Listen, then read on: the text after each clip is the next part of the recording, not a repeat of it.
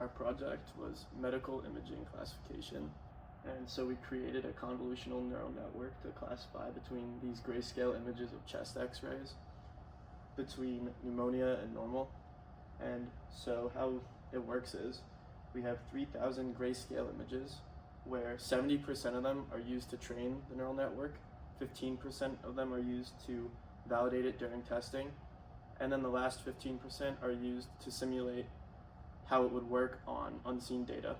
On the right, we see two example chest x-rays from the data set. As we can see, pneumonia can appear as large areas of increased opacity, so it's important for the CNN to be able to recognize this pattern for the images. This is our baseline model. So it takes an input and pushes it towards a convolutional layer, which has 16 layers, and then analyzes a 3x3 kernel. Then it gets pushed to a dense layer and then is outputted. And we saw that this model had almost a 92% testing accuracy, which was much lower than 96% training accuracy, which led us to believe that perhaps it had a mild sign of overfitting. And we decided that it was a pretty good start, and we decided to work on the model's architecture to improve the accuracy. So in our final model, we improved the architecture a lot. There's now 3 convolutional layers, 16 filter one, that goes to a 32 filter one, that goes to a 64 filter one. And that's fed into 2 dense layers. The first dense layer has 64 neurons, and the second dense layer has 16 neurons. All of the convolutional layers also have a 5x5 kernel size as well. So firstly, we added a lot more depth by adding more convolutional layers, which allows us to combine simple features from the early layers into more complex features that the model can recognize in the later layers. We also increased the kernel size to 5x5, which helps to capture a wider local area, which is important for this purpose because the signs are in a very large area of the image.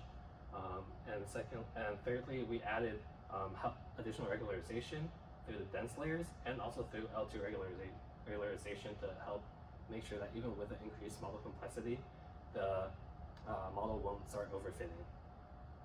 These are the results for our final model, and we found that its training accuracy went down slightly, its validation accuracy went up, and its test accuracy went up by almost 2.5%. And we decided that this was actually a good thing that these two went up and this one went down, because it shows that the model is able to generalize better to unseen data, which would be its practical use. And these are the loss curves for our final model, and compared to the ones for the previous model, we thought that these showed that it demonstrated much more stable learning without any overfitting. So the final takeaways that we got from this project is that the biggest gain to improvement in our model accuracy was from increased model complexity, helping be able to learn more complex features, and then added regularization with like L2 regularization did help the model generalize better.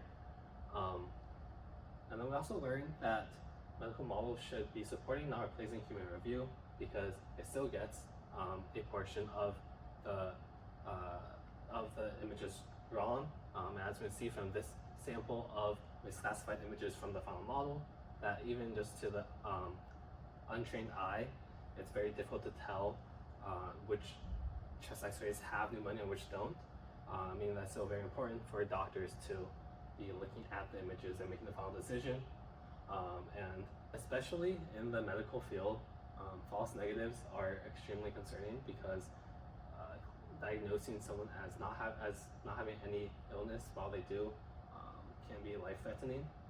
So for future work, we can try to use more regularization techniques and also augment the data and increase this data set size to see if that helps with being able to learn more patterns and be able to get more accuracy, as well as trying to train a much deeper neural network and perhaps adding residual connections to see how a much more complex network would perform on this issue.